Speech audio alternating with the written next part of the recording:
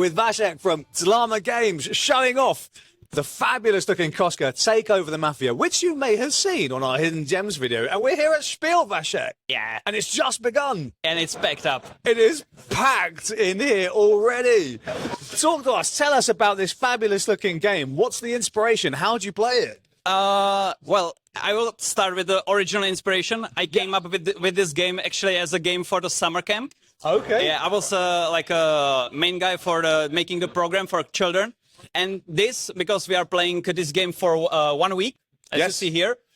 Originally, it was 2 weeks of actual days. Oh, I see. So every turn here in this game, you are controlling 3 mafiosos represented with those dice. Yep. And what is interesting, a lot of people like told me, I don't like dice. I don't like to roll them because of the randomness. You never roll them in this game. You only choose what side you are sending your mafiosos to. So it's like a token, right? Yeah, So like a token. yeah. Basically, it's like a worker placement or like action selection. Yeah. But it's different kind than what you are used to. Yeah, okay. Excellent stuff. So you are choosing the locations. There are 6 locations corresponding with the size of the dice. Yeah. And you are choosing where you want to go.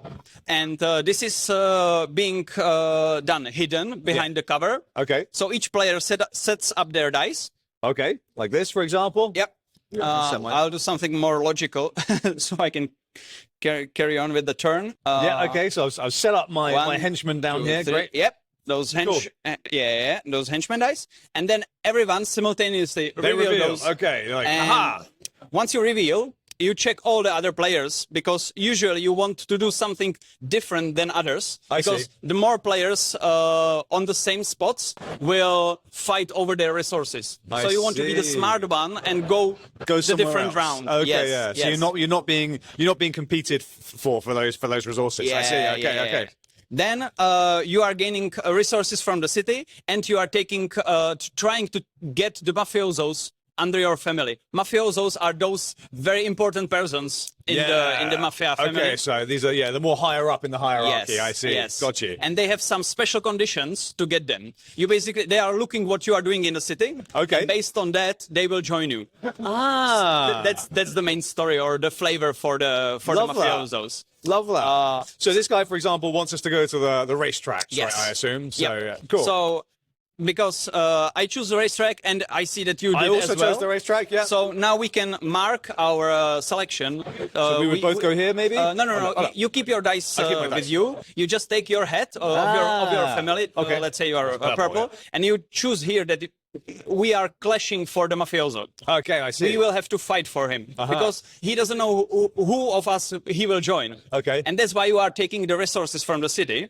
because this is not like exclusionary. Okay, yeah. I'm taking the mafioso and I'm also taking the benefit of the racetrack. But I can also take the benefit of the racetrack. You take both. There's no restrictions. Yeah, there's no restrictions. Cool. You're not losing your dice during the turn. You have always your 3 mafiosos as a base. Yeah. So after we reveal, we go through the town, one after each other, and we are taking resources. We have money, we have guns that are more powerful. Of course, yeah. So, for example, with the racetrack, once we are here, both of us take 2 of each. 2 cash, yeah. Yep. And of the money token. And after we resolve the whole city, there is more actions to gain, some special conditions, etc. You can, for example, get an extra dice for next turn in the Don's Villa. You can try to compete for the streets because they are the most beneficial. They get you both, but you have to have the most dice. And that's an exclusionary one, right? That's the most. That's the most. The person with the most. Yeah. But if there is a tie, both of them get the friendly bonus. tie. So the friendly tie. Often you want to be the bad one that puts 2 dice into the streets, and then everyone with only 1 die gets nothing. Yeah, nice. It's really nice. Those like moments when you uncover something and other people are like, come on. So once we resolve the city, then we go to the fight for the mafiosos. For example, if you are the only one there, you automatically take the mafioso. You take control of it. You take control of it. Nothing can say anything about it. But since we are both here trying to get lucky, we go to the hidden bidding. Okay. You have your resources that are public up to this point. That you don't have to remember anything. it's inconvenient. So I, for example, know that you have You know that some, I have some resources. I have some resources. So we hide them now because we two are fighting. And you choose any number of them. Yeah.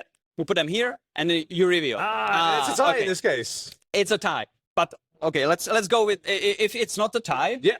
If I win, we both lose the resources that we put into. Yeah.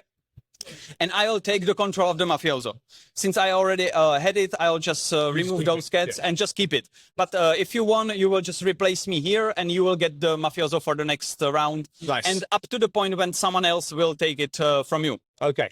So they're only ever with you for as long as you control them, but in future someone could take them as well. Yes. Cool. It's balancing because the most like furthest player has the most to defend. Yeah, okay. Because you can also defend them if you choose again the same dice combination. Yeah. Or with the club, for example, there are some special rules. I'm not going into the details. But it's like you say, it's a self-balancing design. It is. So it the is. further And ahead you are, the harder it is to control. Yes. Yeah. Yes. It's also light. It's not so like intense for like what should I have to do, because you don't know what other players will be doing.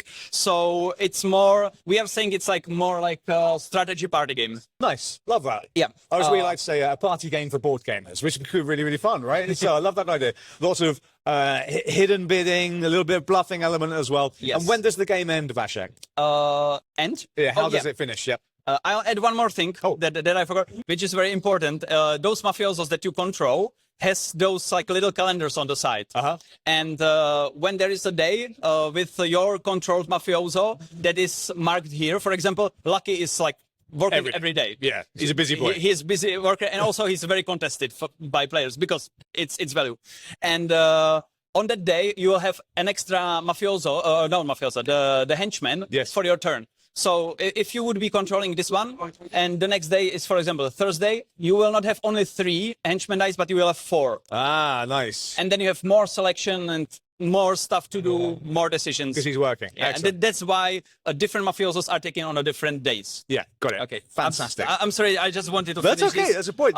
And every day is one turn. Okay. And after 1 week, Game ends. the game ends, and who has the most mafiosos wins the game. Cool. So whoever has control of Yes. the most, right? And Hanamakoji style in a way, right? So yeah, cool, excellent, good stuff. So were there any games that inspired this design? I mean, and you came up with it through like a summer camp thing as well, Vashek? Yeah, I really liked the worker placement games. Yes. And for the summer camp, I wanted something that I can manage.